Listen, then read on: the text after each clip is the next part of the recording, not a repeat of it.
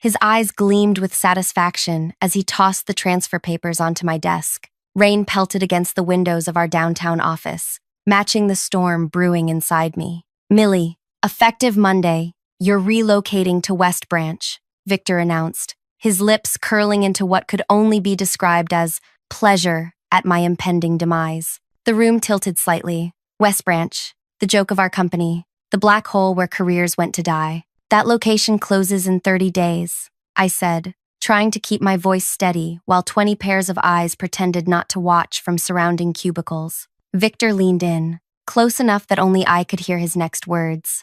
"Think of it as an opportunity to enhance your resume. Good luck." The smirk that followed told the real story. My fingers trembled as I lifted the paper. 30 days' notice had been given to West Branch employees weeks ago. Customers had already been notified of the closure. Equipment was scheduled for removal. This wasn't a transfer, it was an execution. The real reason sat between us, unspoken but obvious to everyone who had attended last week's quarterly review. I had questioned Victor's decision to abandon our loyal middle-market customers in favor of chasing high-net-worth clients. I had brought data, projections, historical precedent. I had made him look unprepared in front of the executive team, and now I was paying for it. "The branch manager officially leaves tomorrow. You'll take over Monday morning," he continued, already walking away. "I've copied HR. Transfer is non-negotiable." Rain soaked through my clothes as I stood at the bus stop that evening. 3 years of 60-hour weeks, sacrificed weekends,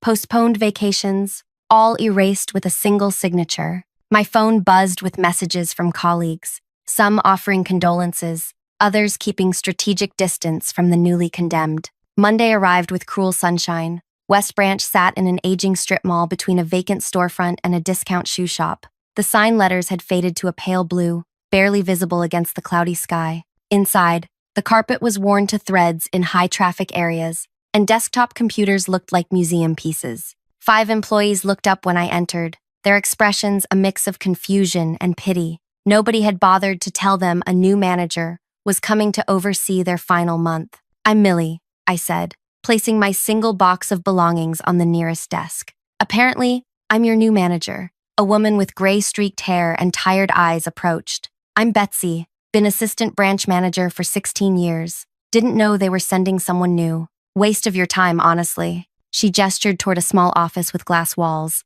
"That's yours, I guess. For whatever it's worth." The manager's office held nothing but outdated training manuals and empty filing cabinets. A thick layer of dust covered everything. On the desk's corner sat a stack of customer exit surveys, most expressing regret over the branch's closure. By lunchtime, I understood the complete picture. This branch had been systematically strangled. Their technology requests had been denied for years. Their marketing materials were outdated. Their customer outreach budget had been eliminated 18 months ago. Yet somehow, this team of 5 was still serving nearly 200 loyal customers who refused to change branches, despite headquarters' best efforts to push them out. "Most of our customers are from the immigrant community or retirees who've banked here for decades," Betsy explained, handing me performance reports that headquarters had apparently ignored. Victor made it clear 3 years ago that these weren't the right type of customers anymore. That night, I couldn't sleep. The unfairness burned in my chest. Victor had sent me here to fail, to quietly process paperwork until the branch closed, adding a humiliating final note to my employment record. I pulled out the local area map I'd taken from the branch. Something about the location kept nagging at me. The commercial zone looked different from what I remembered. I opened my laptop and checked the city development website. The realization hit like a thunderbolt. West Branch sat exactly 4 blocks away from River District, the city's massive redevelopment project that had transformed abandoned warehouses into the fastest-growing small business incubator in the region. Over 300 new business startups had moved in during the past year alone, with hundreds more expected. And our company had a branch, the only financial institution, within walking distance. I dug deeper. Headquarters had commissioned a regional market analysis last year, but focused only on high-wealth residential areas. They'd completely missed the commercial transformation happening right beside our dying branch. My heart raced as I connected more dots. West Branch had something no other branch had: direct access to hundreds of new businesses that needed financial services. At 5:30 a.m., I was waiting when Betsy arrived to open the branch. I need to understand something, I said, pointing to my map. How many of these new businesses have accounts with us? None, she replied. We tried telling headquarters about the redevelopment, but they cut our business development position 2 years ago, said we should focus on orderly closure instead. The pieces were falling into place. This wasn't just about my career anymore. This was about 5 people losing their jobs because executives were too arrogant to see opportunity staring them in the face. What would you say if I told you we have 30 days to save this branch? I asked. Betsy laughed, a short, bitter sound. I'd say you're either crazy or you don't understand how this company works. Maybe both, I admitted, but I'm not going down without trying. Before we continue, I want to thank you for starting this journey with me. If my story has captured your interest so far, please consider hitting that like button and subscribing to hear more stories like mine. The support means everything, and it helps others find these real-life accounts too. Now, let me properly introduce myself. My name is Millicent Walsh. Millie, to friends and colleagues. Before the events I'm sharing, I was a regional operations director with 8 years at the company. I'd risen through customer service into management, building a reputation as a problem solver and data analyst. I lived for spreadsheets and process improvements. Not particularly exciting, but it was honest work that I excelled at. I'd grown up watching my immigrant parents work multiple jobs to afford basic financial services, often exploited by predatory lenders because traditional institutions wouldn't serve them. That experience drove my passion for accessible banking and my friction with Victor. Victor Harmon had joined as regional executive 10 months earlier, brought in to modernize our approach. His vision exclusively targeted affluent clients. When quarterly numbers didn't immediately improve, he began closing underperforming branches, starting with those serving working-class neighborhoods. That brings us back to West Branch and the 5 people now looking at me like I'd suggested we fly to the moon. Besides Betsy, there was Rajan, the loan teller who'd worked there for 23 years, Lydia, the customer service representative studying for her business degree at night, Paolo, the loan officer who knew every small business owner in the old neighborhood, and Grace, who handled account openings and closings. Headquarters has written us off, Paolo said, arms crossed defensively. I've submitted business projections about the River District 3 times. They don't even respond anymore. I pulled out my laptop and showed them the research I'd done overnight. The company doesn't see what we have here, but that doesn't mean we can't show them. Show them what, exactly? Lydia asked, her skepticism evident. That we can get a few new accounts before they lock the doors? They've already told customers we're closing. What if we could get 50 new business accounts in 30 days? I challenged. What if we could show revenue potential that's 10 times what this branch currently produces? Rajan shook his head. Even if we could, Victor would never admit he was wrong. He's been dismantling branches like ours since he arrived. I'm not trying to convince Victor, I explained, feeling the first spark of something I hadn't felt in days. Hope. I'm going over his head, straight to the executive committee. Grace, who hadn't spoken until now, leaned forward. How? By doing exactly what this branch was always meant to do, serve this community. Only now, the community has changed, and nobody bothered to notice. That day, we took inventory of what we had. 5 committed employees, an outdated branch, and 30 days before closure. Our company systems showed we had 0 budget for marketing, 0 allocation for community outreach, and 0 expectations for anything but an orderly shutdown. First, we need to understand what these new businesses actually need, I said, spreading a map across the break room table. Paolo, you have experience with small business accounts. What would attract these startups? Paolo considered this. Quick approval processes, flexible terms for new ventures, and someone who understands their specific industry challenges, which is exactly what our premium direction doesn't offer, Betsy added. I nodded. We need to meet these businesses where they are. Literally. My plan was audacious but simple. While headquarters thought we were processing closing paperwork, we would transform the branch into a business development hub focused exclusively on River District startups. This is career suicide, Rajan warned, though I noticed a spark of interest in his eyes. Victor will crush any successful initiative from this branch. Probably, I agreed, but I'm already dead in this company. We all are, so we might as well go down fighting. Grace spoke up, her voice quiet but determined. I have contacts at the River District Management Office. My cousin works in their administration. Lydia pulled out her phone. 3 of my business school classmates are in startups there. They've been complaining about having to drive across town for banking services. By end of day, we had divided responsibilities. Paolo and I would develop tailored financial packages for startups. Lydia and Grace would handle outreach and relationship building.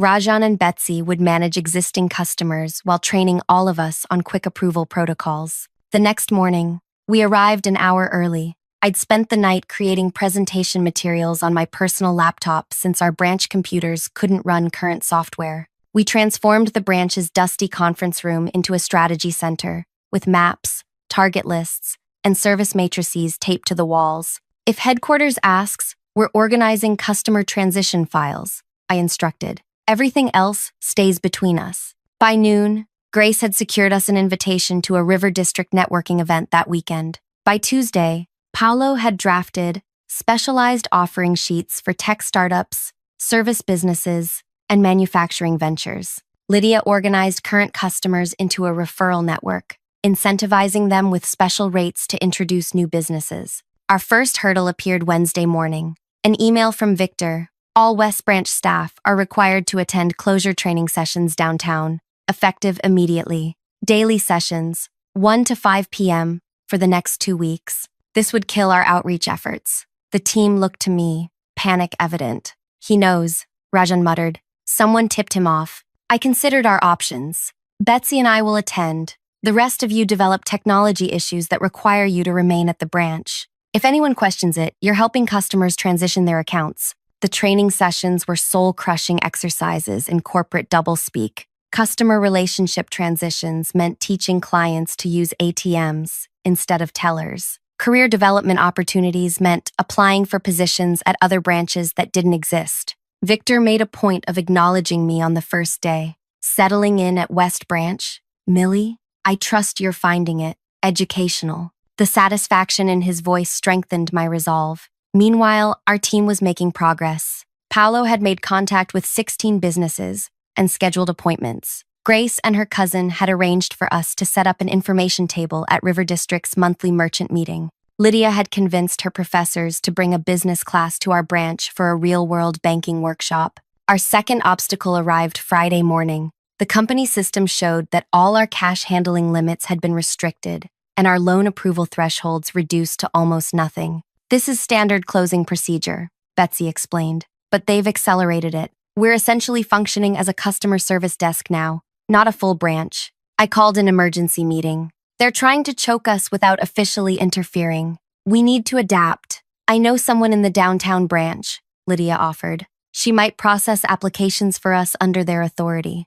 And my old manager at North Branch still takes my calls, Paolo added. He might sign off on initial approvals. We reorganized our approach. Instead of processing applications at our branch, we would serve as the relationship front end, with paperwork flowing through sympathetic colleagues at other locations. It was cumbersome, but functional. By the end of week 1, we had opened accounts for 7 River District businesses. Small victories, but momentum was building. Word was spreading through the entrepreneurial community about the branch that comes to you. Our makeshift mobile service where Paolo and Grace would actually visit startups to process paperwork. Then came our third and most serious obstacle. Monday morning of week 2, I arrived to find an IT technician removing our computers. System upgrade, he explained vaguely. Orders from regional office. By noon, our internet connection had been accidentally disconnected. Our phone system developed maintenance issues. We were effectively cut off from company systems.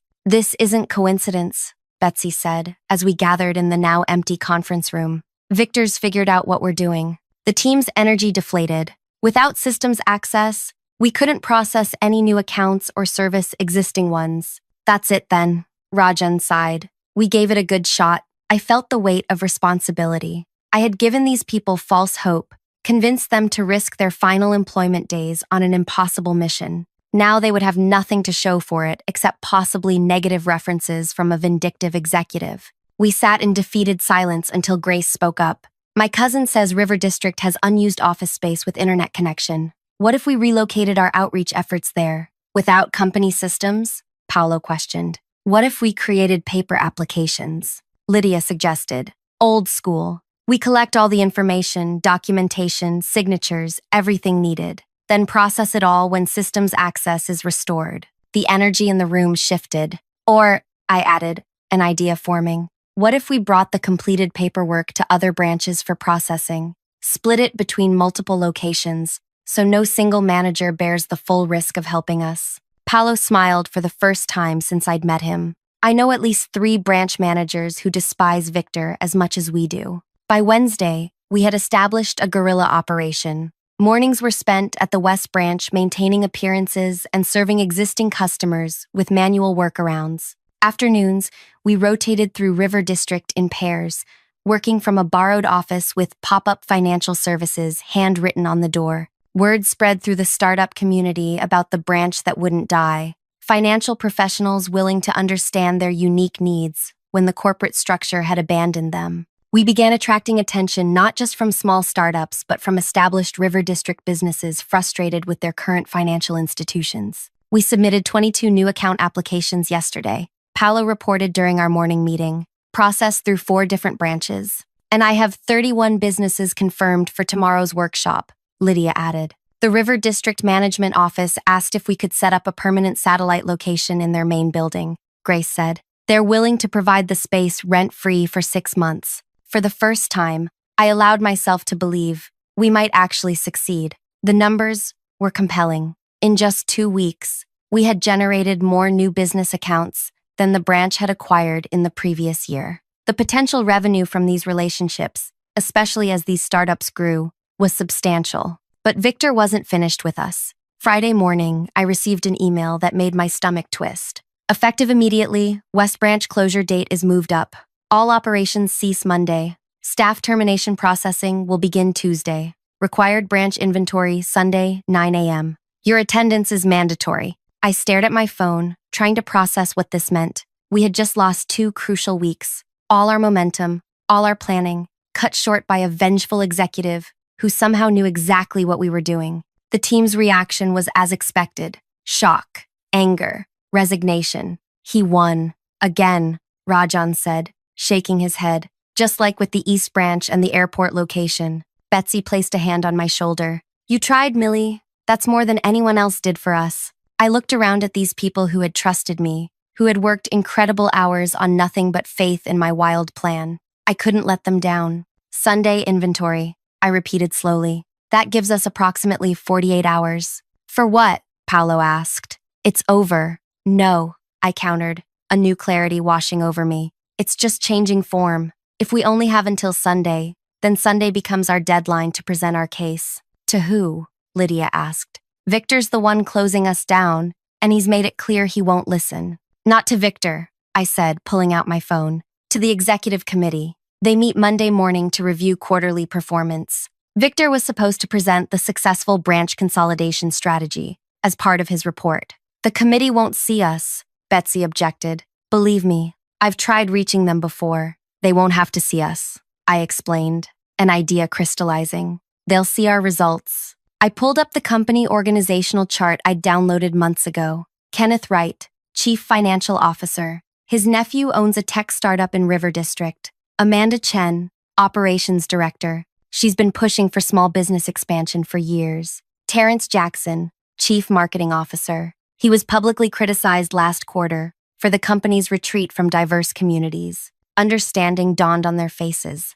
You're building an alliance, Paolo said, impressed. No, we're building irrefutable proof that Victor's strategy is flawed and that he deliberately sabotaged a profitable opportunity. But we have less than 48 hours to make it happen. The energy in the room transformed from defeat to determined focus. How many accounts do we need to make this undeniable? Betsy asked. I did quick calculations. At our current conversion rate, 50 new business accounts would project to over $2 million in first-year revenue. That's 10 times what headquarters forecasted for this branch's final year. No executive could ignore that discrepancy. We have 29 confirmed, Paolo reported. Need 21 more by Sunday. We'll need documentation, Lydia pointed out. Irrefutable evidence of everything. The accounts, the projections, the interference from Victor. And we need to present it in a way they can't ignore. I added. Grace, usually the quietest team member, stepped forward.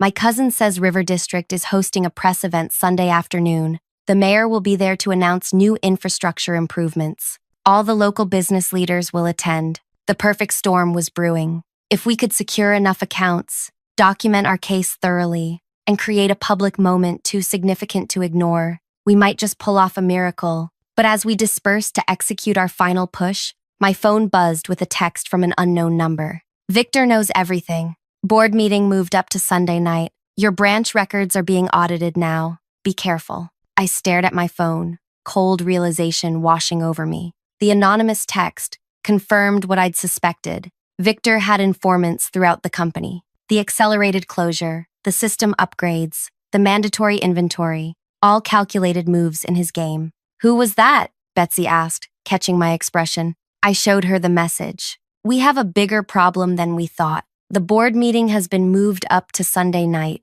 That can't be coincidence, Paolo said, peering over her shoulder. Sunday inventory followed immediately by a Sunday night board meeting? Victor's going to present the branch closure as already completed, I concluded. A fait accompli before anyone can question it. The gravity of our situation descended on the group. Our timeline had compressed from 48 hours to effectively 24. And now we knew Victor was actively monitoring our activities. We need to go off-grid, I decided. Nothing through company channels, no company devices, no company locations. Within an hour, we had relocated our operation to the back room of Celestina's Cafe, a small business across from River District owned by one of Rajan's longtime customers. Celestina cleared space, provided coffee, and promised discretion. My father couldn't get a business loan for 10 years until your branch helped him, she told Rajan. Use whatever you need. We divided into teams. Paolo and Grace would continue direct business outreach. Lydia would compile our performance data and projections. Rajan would coordinate with sympathetic branch managers to process paperwork. Betsy would prepare the presentation materials. I had the most delicate task, reaching out to potential allies on the executive committee without alerting Victor. Kenneth Wright plays golf every Saturday morning at Hillcrest, Betsy informed me. He's usually done by 10:30 and has coffee on the terrace. How do you know that? I asked. I've worked here 16 years, she replied with a small smile. You learn things about executives when they think you're invisible. Saturday morning found me sitting at Hillcrest Country Club's terrace, nursing an overpriced coffee and rehearsing my approach. When Kenneth Wright emerged from the clubhouse, I recognized him immediately from company events. Tall, silver-haired, perpetually serious. I waited until he had settled at a table before approaching. Mr. Wright, I'm Millicent Walsh, West Branch manager. His expression shifted from annoyance at being interrupted to confusion. West Branch? Isn't that closing? That's what I needed to discuss with you, sir. It concerns your nephew's business in River District. That caught his attention. Jordan's startup? What about it? He's one of 37 businesses we've signed in the past 2 weeks. Businesses that now have no local branch to serve them since our closure date was suddenly accelerated. Wright's eyes narrowed. Sit down, Miss Walsh. For 20 minutes, I laid out our discovery about River District's potential, our guerrilla campaign to serve these businesses, and the systematic obstacles we'd encountered. I presented preliminary numbers showing projected revenue that far exceeded the branch's previous performance. Why am I just hearing about this now? Wright demanded. Because Victor Harmon has been actively suppressing this information while fast-tracking our closure, I answered, sliding across copies of our rejected market analysis and system access revocation notices. The Sunday inventory is designed to ensure we're gone before Monday's executive committee meeting. Wright studied the documents, his expression darkening. These projections are substantial, but without official company records. We've maintained independent documentation of everything, I assured him. And we have confirmation from over 30 businesses willing to verify their interest. Wright was silent for a long moment. The board meeting has indeed been moved to Sunday evening. Victor has requested expedited approval for his branch consolidation strategy. Can you delay the vote? I asked. Not without cause. I'd need more than projections. I'd need proof that this opportunity is real and substantial. He checked his watch. I need to go. I appreciate your initiative, Miss Walsh, but the company has procedures. As he stood, I played my final card. The mayor is announcing new infrastructure investments for River District tomorrow afternoon. The press will be there. So will the business owners we've been working with, all talking about how our branch has been the only financial institution actively supporting their growth. Wright paused. What time is this announcement? 3 o'clock. River District Plaza. I make no promises, Miss Walsh. I returned to Celestina's, where the team had been working through the night. The cafe tables were covered with paperwork, laptops, and empty coffee cups. Everyone looked exhausted, but determined. We've reached 43 confirmed accounts, Paolo reported. Need 7 more to hit our target. The presentation is ready, Betsy added. All the documentation is organized and clear enough that even the most finance-averse executive can understand it. I've created projections showing 5-year growth potential, Lydia said. The numbers are conservative but still impressive, particularly compared to Victor's premium client strategy. I spoke with Kenneth Wright, I told them. He's interested but non-committal. We need to make Sunday's presentation undeniable. Grace looked up from her phone. My cousin just confirmed that business attendance for tomorrow's announcement has doubled. Word has spread about what we're trying to do. We worked through the afternoon, reaching out to every contact,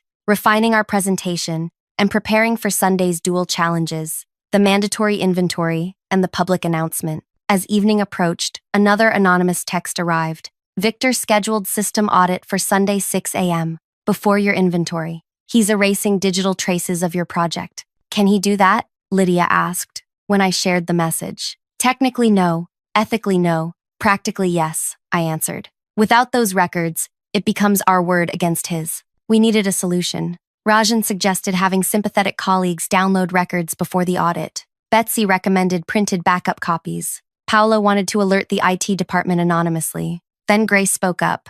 What if we don't fight the audit? What if we make it irrelevant? She outlined a radical plan.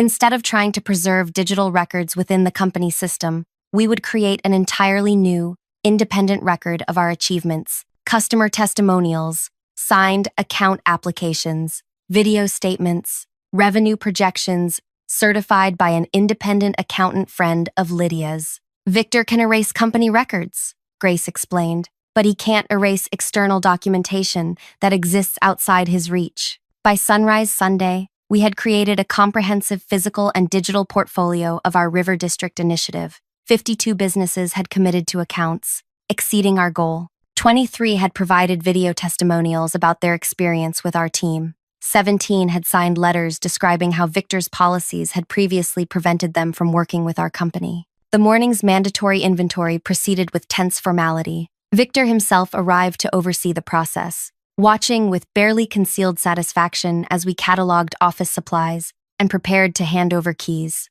I'll need your company IDs and devices before you leave, he instructed coldly. Your final checks will be mailed after exit interviews next week. Of course, I replied calmly. We'll bring everything to the River District announcement this afternoon. I assume you'll be there? Confusion flickered across his face. What announcement? The mayor's infrastructure announcement. All our new business clients will be there too. Did headquarters not inform you? Kenneth Wright seemed very interested when I mentioned it. Victor's expression hardened. This branch is closed, effective immediately. Whatever unauthorized activities you've been conducting, end now. I've already informed the executive committee about your inappropriate solicitation of Mr. Wright and your unauthorized client outreach. He leaned closer, voice low. Did you really think a failing branch manager could challenge me? By tomorrow, you'll be lucky if you can get a job as a grocery store cashier in this town. I maintained eye contact. See you at 3 o'clock, Victor. As he stalked away, the team exchanged nervous glances. Did you just directly challenge the man who's firing us? Rajan asked. I did, I admitted. And he's right about one thing. A failing branch manager can't challenge him. I reached into my bag and pulled out the portfolio we'd created. But this can. At 2:45 p.m., we arrived at River District Plaza, where a crowd had already gathered. Local news cameras were setting up near a small stage. The mayor and other officials were chatting with business owners. And standing at the edge of the gathering, looking distinctly uncomfortable, was Kenneth Wright, along with 2 other members of the executive committee. They came, Betsy whispered, gripping my arm. But where's Victor? He'll be here, I assured her, though uncertainty gnawed at me. If Victor chose not to appear, our public confrontation strategy would collapse. At precisely 3 o'clock, the mayor approached the microphone to announce a $50 million infrastructure investment in River District. As she spoke about economic growth and business development, I scanned the crowd anxiously. Then I spotted him, Victor, standing near the executive committee members, speaking urgently into one's ear. The mayor concluded her remarks and introduced the River District Business Association president, who began acknowledging key partners in the district's success. And we'd especially like to recognize the extraordinary team from West Branch Financial Services, who have become vital partners to over 50 businesses here in just the past 3 weeks. Applause erupted as he gestured toward our team. Victor's head snapped up in shock. In fact, the association president continued, I'm told they've single-handedly demonstrated the viability of financial services in our district, generating impressive projections that have caught the attention of their corporate leadership. Wright stepped forward, whispering something to the association president, who nodded and yielded the microphone. Good afternoon, Wright began. As chief financial officer, I'm always interested in growth opportunities. What I've learned about the work happening here is illuminating. He turned toward Victor, whose face had drained of color, particularly since our current strategy explicitly deprioritized these markets. That was my cue. I approached the stage, portfolio in hand. Mr. Wright, we've prepared complete documentation of our findings, I said, voice steady despite my racing heart. 52 new business accounts established. Projected first-year revenue exceeding $2.3 million. Growth potential analysis for the next 5 years. I handed him the portfolio, adding, including detailed records of the systematic obstruction we encountered while developing these relationships. Wright accepted the portfolio, opening it to review its contents while the crowd watched in silence. Victor stepped forward, face twisted with anger. This is completely unauthorized, he hissed. These people have been operating outside company protocols after being explicitly instructed to process an orderly branch closure. Wright looked up from the documents. Is that true, Miss Walsh? Did you disobey direct instructions regarding branch closure? This was the moment everything hinged on. I took a deep breath. Yes, sir, I did. Because those instructions contradicted our company's stated mission to serve communities and support business growth. When we discovered the River District opportunity, we had a choice: blindly follow a flawed strategy or demonstrate a better alternative. I gestured to the business owners in the crowd. These aren't just accounts. They're partnerships that will grow with the right support. They represent the future of banking in this community. Wright turned to Victor. You were aware of this potential? These are inflated projections, Victor insisted. Unverified claims from a manager trying to save her job. The association president stepped forward. Actually, we can verify everything. Our members have provided statements and growth projections. The economic impact analysis from the city supports these numbers. The potential here is real. For the next 15 minutes, business owners approached the microphone, describing how our team had created tailored solutions for their needs when other institutions wouldn't. With each testimony, Victor's position visibly weakened. Finally, Wright addressed the crowd. On behalf of the company, I want to thank the West Branch team for their initiative. Rest assured, their work has not gone unnoticed. He turned to me. Miss Walsh, the executive committee will review your findings thoroughly at tonight's meeting. I believe we may need to reconsider certain strategic decisions. As the event concluded, Victor cornered me away from the crowd. You've made a serious mistake, he warned, voice low and dangerous. This little publicity stunt doesn't change anything. I still determine your future with this company. I smiled calmly. Actually, Victor, you don't, because I don't have a future with this company. I resigned this morning. His expression shifted to confusion, then triumph. So this was all for nothing. You quit anyway. Not for nothing, I corrected him. I accepted a position as River District's first director of financial development, working directly with these same businesses to establish a community development financial institution. The mayor offered the position yesterday. I handed him a business card with my new title. And our first initiative will be establishing banking partnerships with institutions that actually value these clients. Kenneth Wright has already expressed interest in discussing how your company might participate under new regional leadership. Of course, the color drained from Victor's face as understanding dawned. You set me up.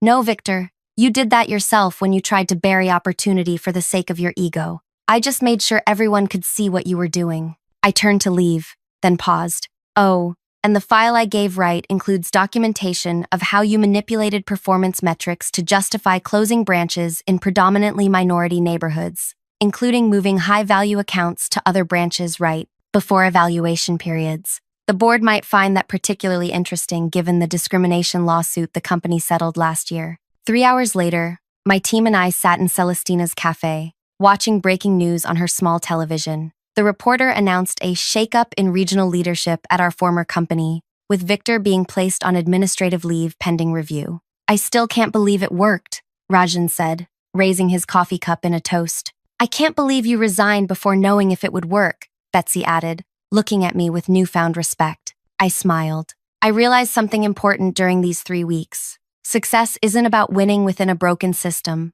It's about building something better. Paolo raised his cup. As we celebrated, my phone buzzed with a message from Kenneth Wright. Executive Committee unanimously voted to establish permanent River District location. Position of District Director open immediately. Interested? I showed the message to my team. Their expressions asked the question before they could speak it. Don't worry, I assured them.